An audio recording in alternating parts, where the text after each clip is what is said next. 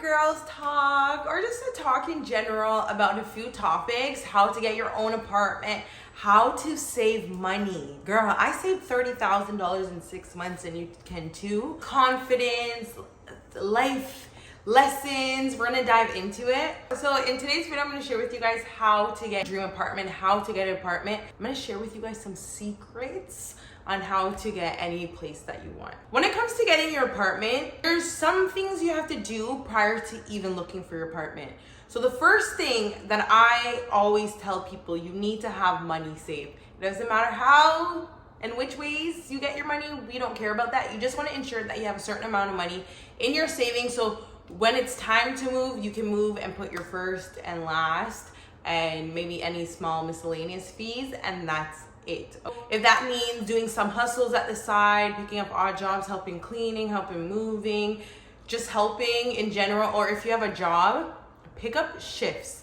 That's what you're gonna want to do. Pick up as many shifts as you can, especially if you're young and you don't have children. Pick up shifts. You're only going to be young with no children once, with all this energy once. So if you can hustle in your younger years, I would highly suggest that you take advantage of that and do it. Because when you get older, all you want to do is have a soft life. Hustle and save every cent. And honestly, let the people around you know, like, hey, like I'm trying to save up for my own space. I hope you guys understand. I can't really go out like that. I cannot buy things. I cannot buy all my wants. But if you guys do want me to go out, you guys can pay for me. But even then, like, some people are like, I don't want to do that, so I'd rather stay home. You want to save in every single way you can. Minimize your expenses. Maybe you're gonna have to stop wearing makeup, stop doing your nails, stop doing a lot of things just so you can save. Now, a lot of you guys are like, how much money should I save? Literally, it just depends on what is the average rent in your area. So if in your area, the average rent is only $1,000 or $1,200 for a 1-bedroom, I would suggest just saving up maybe $3,000. Yeah, $3,000.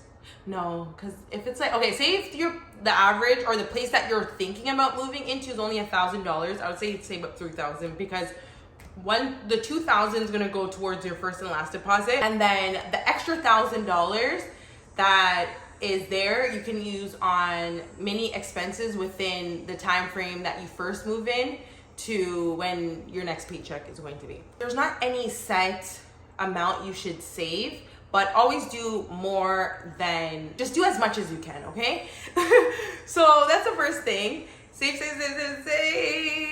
Next is a job. Try to get a job, because when places are looking, well, majority, not all, because some landlords don't even do thorough checks, to be honest. And there's a lot of them that are like that.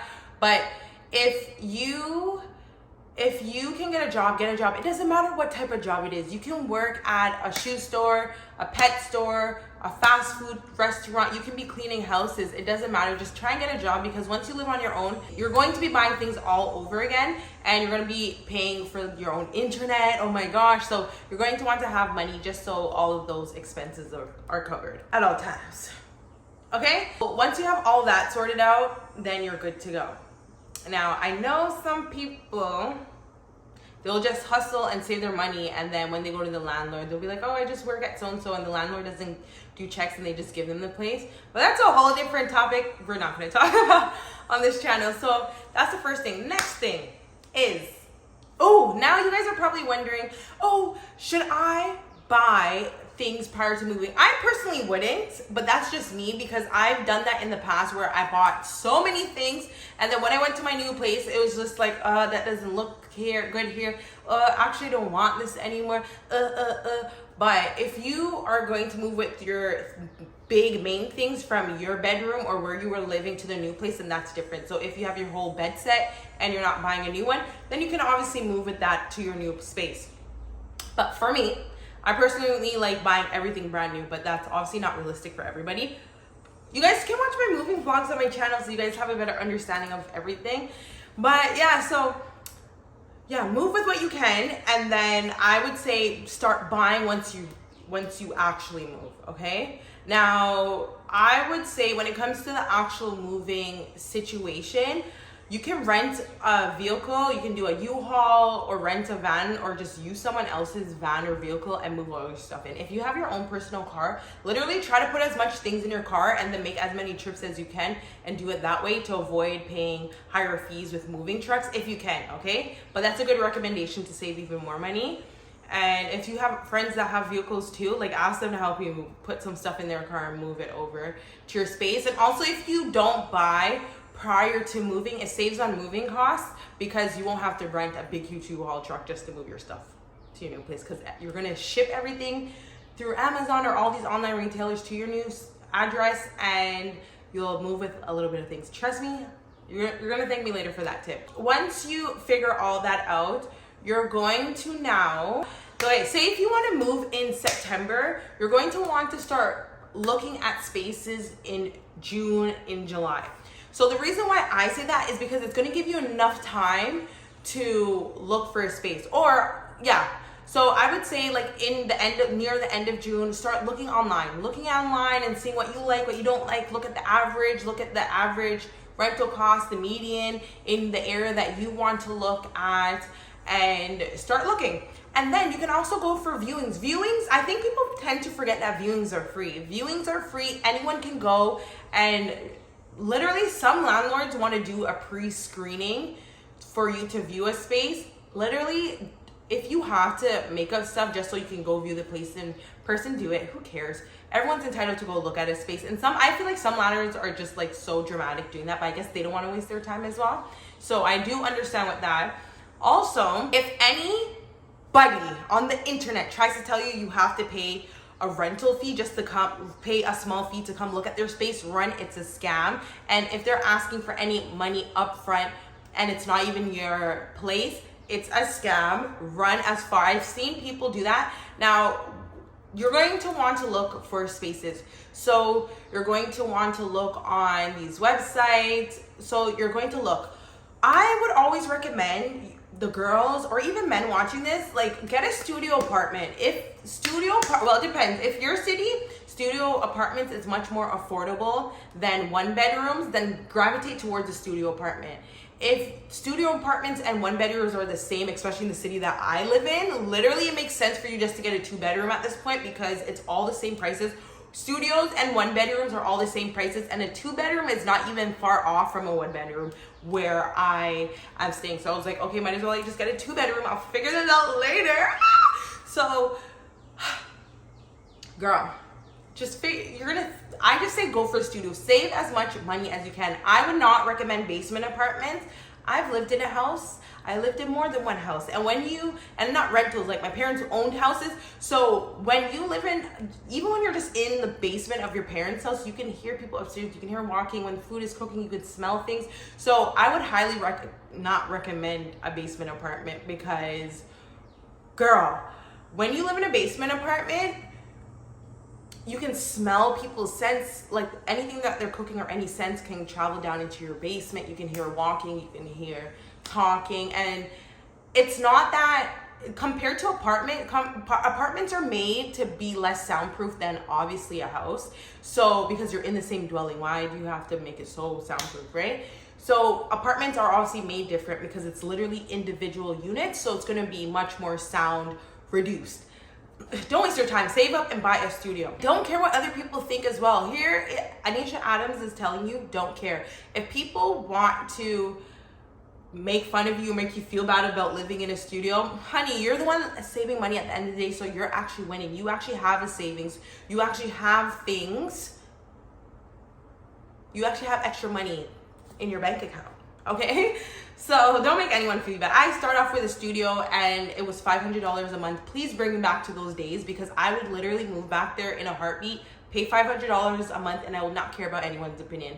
Period. The second thing is for the basement apartments, don't ever feel like you have to settle for a basement apartment. I know a lot of us, this is why I tell you guys to shop at least 2 months ahead, because I've been even shopping for my current place. You guys can watch my empty apartment tour in Toronto on my channel. Even looking for this space, honey, at one point I was like, why is it so hard to find something online? Do I have to get a basement? I was like, hell no, I'd rather live in a studio Like, I'd rather go back to the studio than ever live in a basement. Like, I refuse. Like, you have to put your foot down and be like, I am not accepting this and that and third. And when you put your foot down and you refuse, just continuously looking, like once a day, go on the apps and look just once a day. That's all you need. And some apps or websites allow you to have notifications for your search. So if you're searching up studio apartments in this city, you can put on a notification for that. So if there's any new listings uploaded, you can get that straight to your phone. Look once a day. That's all you need to do. Do not settle. There's going to be other apartments out there. Maybe for a whole 2 weeks you couldn't find anything. Maybe on that third week, that's when you start just seeing everything. You're like, wait, hold on. What? Because even when I found this place, I paid my deposit, and then after I was finding all these other places, and I was like, oh my God, what? But I really like this one because I like where I'm living because it's very convenient. Girl, I got you guys. I'm not missing out on any tips for you guys because I know I've been there before where I didn't know where to start. And my literal family helped me. My mom helped me. So I'm here to help you guys too. So the next thing after doing that is you guys are probably like, what websites do I use? Literally, I think it depends on what city that you're in and what's the norm for your country and for your city. Now here in Canada, in Toronto, we use Kijiji, viewit.ca, rentals.ca, and you can also use Facebook Marketplace. The only thing is this is my opinion, I felt like a lot of listings on Facebook Marketplace were scams. People were telling me to pay money to fill out an application. They wanted money. Some listings were just absolutely fake, but I also did find a lot of genuine, real ones as well. Just look. If you have close friends or you have siblings or family members that's aware you're moving, they will, honestly, most of them don't mind looking for you or keeping an eye out or heads up to help and send anything if they see anything or if they hear anything. And also, when you're out in public, you can also look for places that have for rent signs, because surprisingly enough, some places actually have for rent. So that's cool. Now it's time for viewing the spaces. So when it comes to viewing, you need to treat it like a job interview. First impressions matter, your appearance do matter. So when it comes to going to view these places, please guys, put yourself together. If you're coming from work and you dress very business casual at work, or very business or very just nice at work, you can literally just wear your work clothes to go look, okay? If you don't, and you're just like, you don't have no time, like you're moving from a job where you're wearing a uniform, and I'm like, literally it's fine, just make yourself look presentable. Like, make yourself look like you showered, you moisturize, your hair is in the best state that it can be. And even if that means you waking up early or setting aside time for you to be able to do that. Because I'm going to tell you guys this right now, I'm being honest, because I love you girls. People judge, everyone judges. And when you go in, landlords want to see people coming in that they would want to be living in their space, to represent them. They want people who would take care of themselves and they feel take care of their spaces. So they feel like, oh, if this person's put together and they look nice, they would probably take care of my space as well. Yeah, it's just a mental thing. And also, a lot of landlords are discriminatory and they're judgmental. And I'm not saying that in a bad way. Like, it's because of the previously mentioned things I said. So what you want to do is, like, don't go with no bonnets on, no hair ties, like brush your hair, even if it's in a simple ponytail like this. Like, you don't have to wear makeup if you don't want, but just look moisturized, clean, nice, put together, put on a nice shirt, a nice jeans. And I would say try to refrain from wearing sweatpants, sweaters, like really, really try to refrain. If you're cold, try and get a cardigan or wear a long sleeve shirt. Like, just try to do it and leave the sweater in the car, or put the sweater over your forearm here and just walk in. Like, try to look as presentable and be polite, be respectful when you're going in. Oh, also, speaking about manners and politeness and respect, when you are contacting these landlords for a viewing, you're going to want to message them with, I would recommend for you to message them, if it's not a phone call, message them with professionality. Like, be professional. So be like, hello, the person's name, how are you? I hope all is well. Just give a brief introduction of yourself. Be like, hi, my name is Annesha Adams. I'm 28 years old and I am wondering if you're accepting viewings for this unit still. I am interested in a viewing. Straight to the point, simple. Same thing on the phone. Hi, how are you? Yes, my name is Anne, blah, blah, blah. Thank you. Yes, it's not yeah, or it's not yeah, it's yes, okay? Just basic things, and it'll go a long way because a lot of landlords have told me the reason why they responded to me or invited me for the viewing is because of the professionalism, manners, respect. It'll be beneficial for you in the long run. When you guys go for the viewings, go look, and I would recommend bring someone if you can. Not everyone has someone to help them. When you go, just ask them about like the place and look at everything. Turn on all the lights, turn on the waters, flush the toilets, look. If the place looks dirty, I've been to a lot of places. Overall, you're gonna see some really nice places that look even better in person, and you'll see some places that look in person. Woo!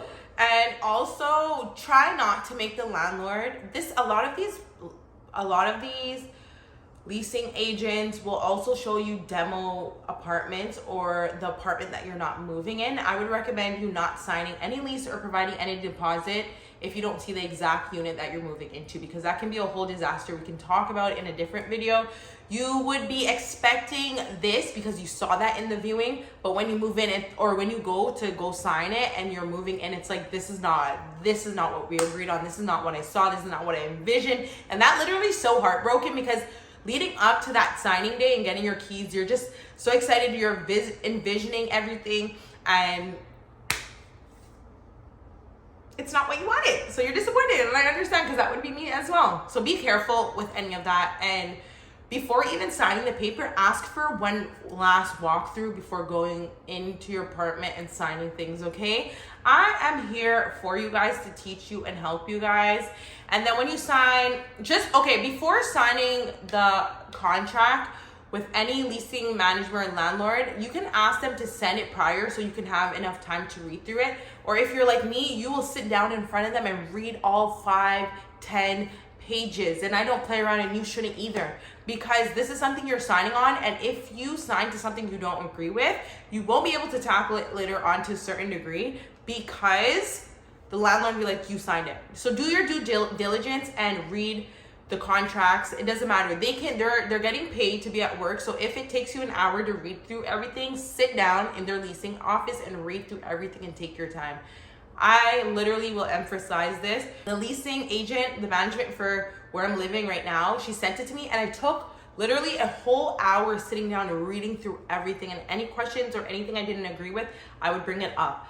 Okay? And if you're a young person, my tip is to try and find units that everything is inclusive of the price. So if you're paying $1,200 a month, try to find places where heat, electricity, water is included. Some places are even kind enough to provide Wi-Fi. I don't know how fast the Wi-Fi would be, but that's like, when it comes to moving into rental spaces, depending on where you are in life right now, try to get a space that is low cost, but obviously in a nice area. You don't want to just move any and everywhere that it's just like, oh my gosh, I don't like living here, this, that, and the third, okay? And I think that's it for the tips so far. And just remember, when you guys move into your new space, just ensure that you guys do a deep clean and everything is perfectly clean before you move your stuff in. Even if it's like, okay, you got the keys at 8 o'clock in the morning, from 8:30 to 9:30, just go upstairs with your cleaning products, clean for an hour. You don't have to do a whole day cleaning. If you can get someone else to help you as well, or even if you are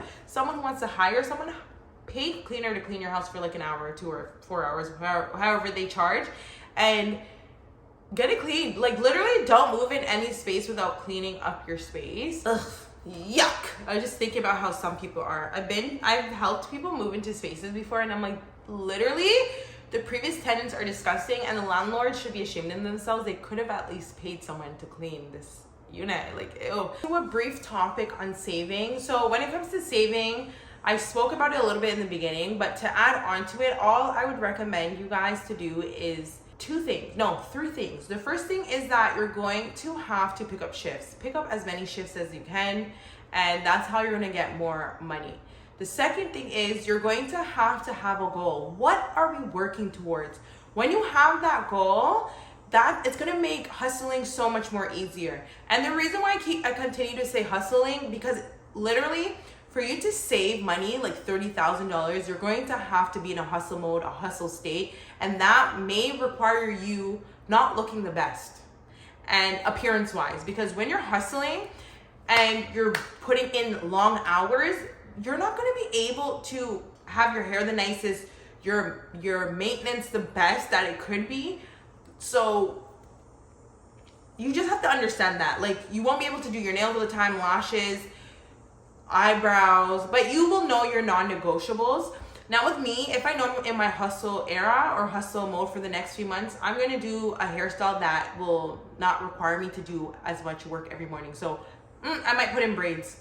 Because all I know is every morning all I have to focus on is my morning hygiene, put on clothes, and I'm up to go work. So you have to have that same mindset as well. But I know some girls will be like, no, I cannot give up lashes. So they'll give up everything else, but they want to have their lashes on. So you will know. And I do low cost. Like, I literally will put on a headband wig. I would be like, okay, my hair's gonna be cane rolled for the next how many months. Obviously, I'll wash it here and there, but it's gonna be cane rolled, and we're putting on this headband wig and we're hustling. And that's what you guys are gonna want to do. Remember the end goal. And you're gonna save so much money on not doing maintenance and not buying your wants. You're gonna realize how much money you can actually save. The fourth thing is the end goal. You're going to have more than one income. The only way you're going to be able to save as much money on a short amount of time, you're going to have more than one income.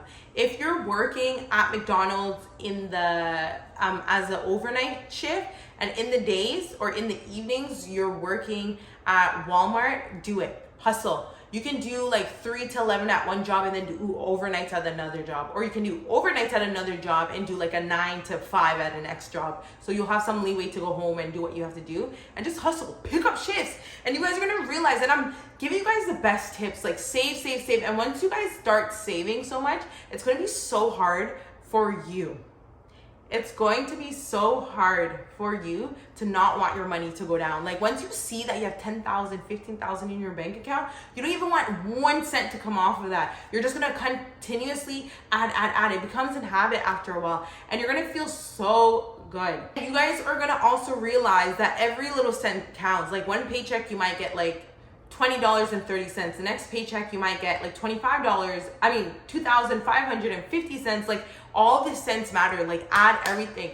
And when you have 2 incomes, one income you can use on necessary expenses every month, and the next income you're just strictly saving. So at the first job, that's all the money that you're saving strictly for your savings. And the second job is that money where you're like, okay, I need to buy groceries, hygiene products, pay any rent and any bills. That's coming out of that money. And you guys are going to thank me later. You're going to see how much easier life is as well once you have 2 incomes, because you're making more money. So life literally is not as stressful.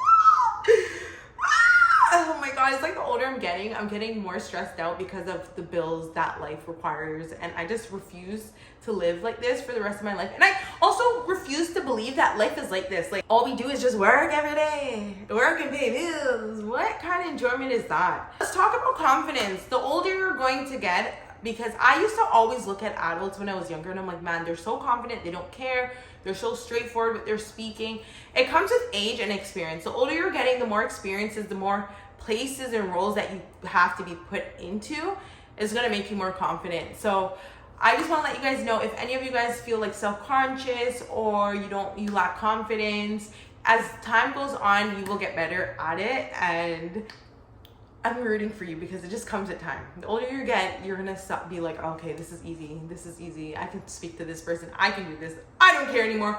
I really need this, so I'm gonna speak up. Yeah. And we only have one life to live, guys, girlies. So live life the way that you want to live it. Don't care about people judging you, because if you lived your life caring about how people think about you and what they think and how they say stuff about you, you will never live. And remember that social media is not real life. Please remember that. Things you see on social media is not real life. It doesn't translate to real life. There's billions of people on this planet, millions.